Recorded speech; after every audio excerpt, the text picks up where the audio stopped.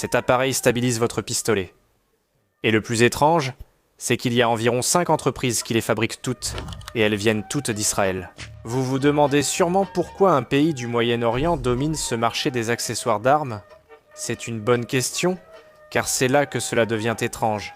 Les armes à feu sont légales en Israël, mais il faut une autorisation délivrée par l'État pour en acheter une. Vous devez passer des vérifications d'antécédents, sans parler des examens médicaux, et vous devez suivre une formation au maniement des armes.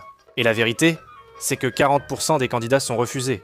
Mais voilà, même si votre demande est acceptée, les civils ne peuvent posséder qu'un seul pistolet, pas de fusil, et les munitions sont également limitées, généralement à environ 50 cartouches à la fois. Les entreprises israéliennes ont arrêté de fabriquer des fusils pour concevoir des dispositifs stabilisant les pistolets, permettant de tirer comme avec un fusil. On insère son arme de poing dans ses châssis. Et sans avoir besoin d'un armurier, vous avez soudainement une crosse, un rail Picatinny, et beaucoup plus de possibilités pour ajouter des accessoires. Et si apprendre comment fonctionnent les armes à feu vous intéresse, c'est littéralement ce que le Sonoran Desert Institute enseigne. Ils proposent un programme en ligne sur la technologie des armes à feu, qui explore en profondeur la mécanique des armes. Vous pouvez les découvrir sur SDI Today. La principale raison de l'existence de ce marché des châssis pour pistolets est que les citoyens israéliens ne peuvent posséder que des pistolets. Un châssis comme celui-ci s'approche le plus d'un fusil pour eux.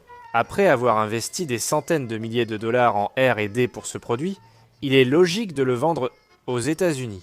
Cela conclut l'explication de pourquoi les entreprises israéliennes fabriquent les meilleurs châssis de pistolets au monde.